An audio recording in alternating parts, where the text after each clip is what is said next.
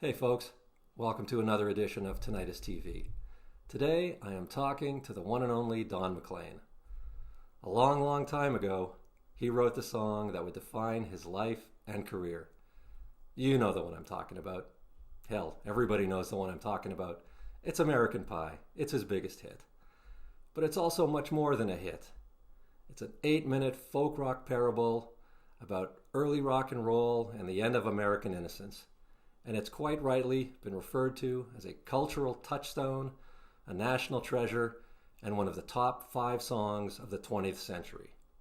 Now, a lot of artists would be content to just rest on those laurels. But to his credit, McLean is enjoying one of his busiest and most productive years.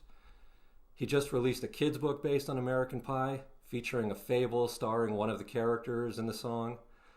A documentary on the making of American Pie is nearing completion, along with McLean's new studio album. He just got a star on the Hollywood Walk of Fame last fall. And as always, he's out on the road playing American Pie, Vincent, and his other hits for generations of fans. Recently, he got on the Zoom to talk to me about all those new projects, how many takes it took for him to record American Pie, which classic song he wishes he had written, and what's on his bucket list, and more. Enjoy. There. Hey, Don McLean, how are you doing today? I'm doing well. That's great. I'm glad to hear it. Thanks for making the time to talk to me today. You are such a busy guy. You've got touring, obviously. You've got a new album coming out, a documentary, and I think people would expect those things from you. But you've also got this other project that I think would surprise most people, which is this new kids book, Don McLean's American Pie. Exactly. There it is. Please tell me how this came to be.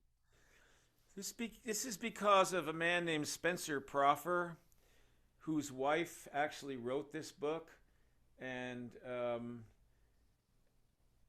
she found the illustrator who did the illustrations, and what she has done these before. I think for Graham Nash, they did a children's book called Our House, and I think she's done these before. But she was kind of inspired by the song and the story of my life, which starts out as me being a paper boy, which is the only job I ever had, and discovering, the Buddy Holly event that occurred on February 3rd, 1959. And so she took that and ran with it and uses little pieces, a word here, a word there, from American Pie, but it's not a direct connection to the song. No, I think a And lot of people would be surprised by that too, because they would sort of expect it to maybe, just kind of illustrate the yeah, the song and the story in the song, but it's really more of an origin story almost yeah, of you and your creativity. yeah. And this is Judy Proffer. She's very creative, and we're already working now on a Vincent book, Oh, wow. which will have a little boy named Vincent, and he's like an artist and all this stuff. So, and we'll address a little bit of mental health issues in that one, and there'll be others to follow. Great. So this is a whole new area opening up for you there. Yeah, and I don't have to do much at all. I wanted to ask, I mean, did you have to approve it? Were there things Oh where yeah. you went, yeah, okay. So did Well, you have much, if I hadn't liked it, involvement other than that? if I didn't like what it was happening, I would have just said, I don't think this is a good idea. And Sure, sure. And I wasn't implying that you would get something awful, but I mean, would she come to you and you guys would discuss and you would maybe toss in an idea here and there or? no, yes, that happened, Mhm. but she sent me copy in no time. I mean, she really, and then I started seeing the pictures, and they were marvelous. Mm. And I made comments and some changes and some this and that, but and that's what I've done with this movie that's coming. That's what I do with everything except my songwriting and my recording. Right. Um, that I am in complete control of. That's the most important thing that I do. So all my albums, every single track on those records, every single note has been played. For the most part, you cannot control the entire environment of a recording. Once you choose the producer, the men, the engineers, the sidemen, the studio, that's going to give you a kind of a feel or a sound and that's what you're stuck with. And either you love it, and if you don't like it, well, you're gonna make the record you want to make, but it maybe won't sound. But then a lot of times you're wrong about that. Years later you'll hear it say, "Oh, it sounds pretty good." I mean, Yeah, yeah, so yeah. I don't have to have all the answers. I work with other people that know a lot also, and a lot of times they put me on the right track.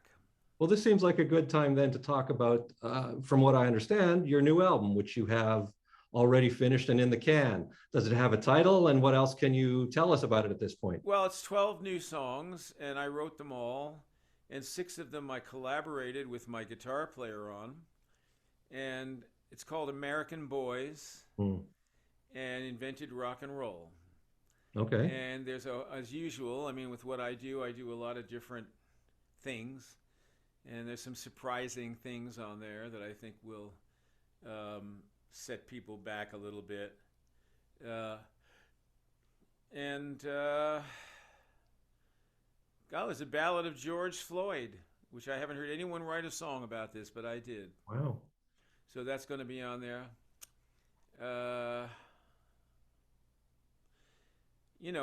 just had a marvelous time once I got started. Now I can't write again, so I'm not inspired now, but I did that. And so, does it come like that in waves for you generally? Yeah, Keith Richards is such a smart guy, and he said something. He said, once I got 2 or 3 songs, I got an album. And that is so true, because once those songs will start to talk to you, right, and they'll start to say, hey, we got to have another one pretty much to finish out over here. Okay, you get working on that.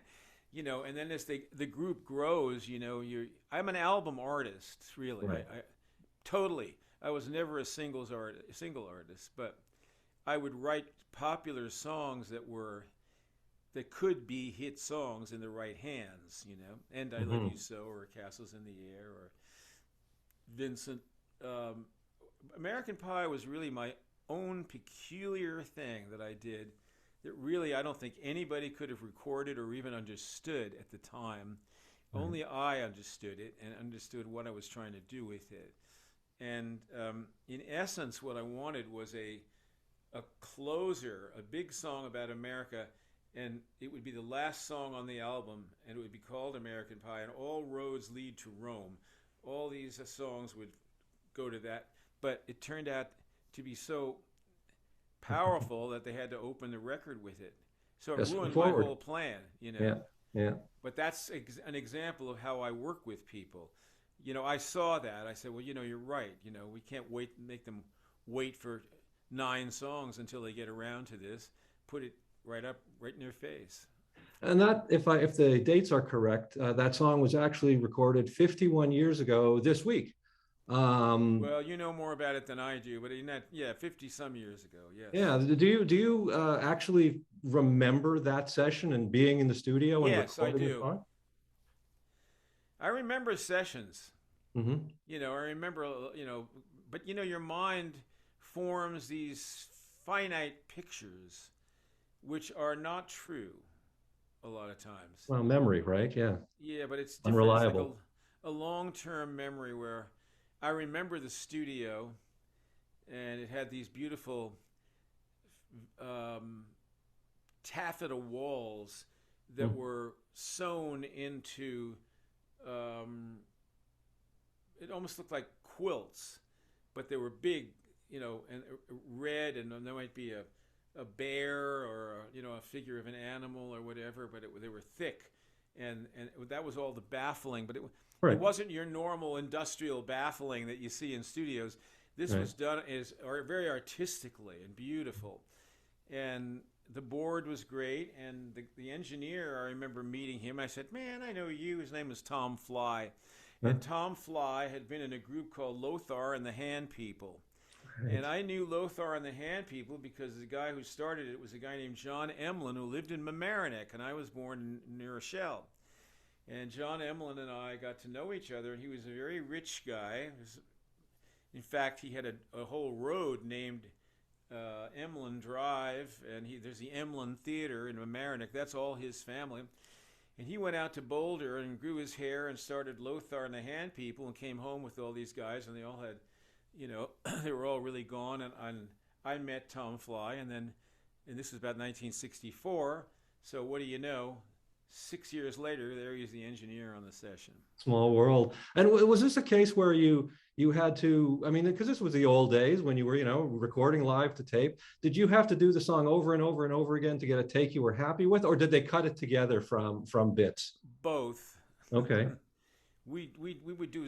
I was very accustomed to doing 20, 30, even 40 takes of a song. Wow. No problem. Yeah.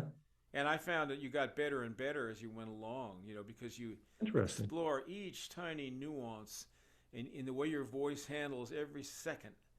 And so your voice is improving. So, no, there's a definite value for me to do things that way. It's an athletic event. It is not as it is today where it's just simply press a button and, no. It's not only an athletic event, but it is a meeting of the minds in a room with guys who are very talented and who have opinions about things just like you do. Mm-hmm. And you've got to convince them to come with you on your journey, especially when you're not a known person. It's easy for Bob Dylan to walk in the studio and everybody worships the guy, and of course they are on his journey right off the bat. But a guy like me, when I was starting out and I was an unknown, I had Tapestry, which wasn't, it was an underground sensation, but it wasn't a chart record. They don't know what to do. They're sitting there looking at you like you're some sort of a strange cat. You know what I mean? Yeah. So over time, you've got to let them realize that you know where you're going. So I don't care what you do with those other guys, but when you're with me, you're coming this way, because this is what I've got to have. And right. They respect that. They respect that. It's a lot like a team of horses. Right. They pull together. And you can't have a recalcitrant or a contrarian in that group, or otherwise you ruin the whole session. Right. So are you telling me, though, that there somewhere in a vault somewhere are like 35 other unused takes of American Pie? Oh, yeah. Because 2 words, box set. That's all you need. There's going to be a box set of the first 6 albums I made for Universal, plus the new album. That's the plan. We'll see what happens. Oh, great. And I understand there's a documentary now also about the making of the song, where you're going to obviously go into all the minutia involved in putting this whole thing together. Have you seen part of it, or how? Yeah, I've been deeply involved in this for the last 2 years. Deeply involved in it, and I've done numerous interviews, and I have also, at one point, the man who made the movie is Mark Morman, and he made the movie for Spencer Proffer organization.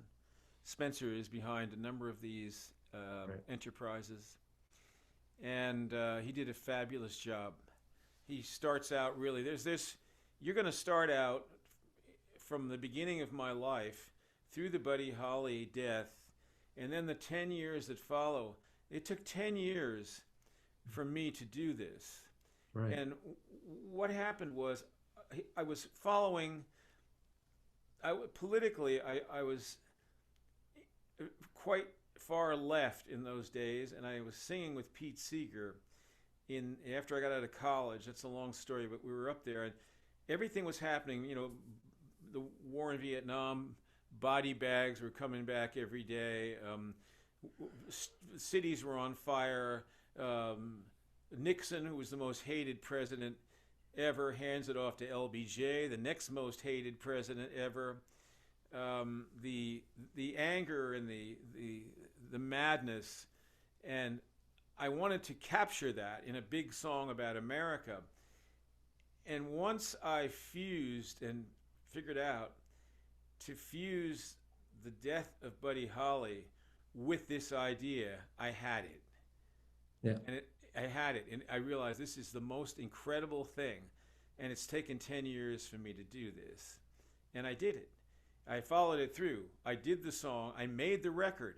Without the record, you wouldn't be talking now, because the record has to be, that's what sells the song. Without the record, if it was just an album cut where the song kind of laid there, it wouldn't. It was a hit record, and it was 8 minutes long. And Ed Freeman and I made that record together. Hmm. Talking about that, I mean, you've written so many great songs. Is there a great song that you wish you had written that someone else has done? Lots of them. Give me one example. Satisfaction. Uh-huh. Why that one? Why does that one pop right up to number one? Because that's the greatest rock and roll song I ever heard. Uh-huh. And it's really only one note. Basically. Yeah, listen. One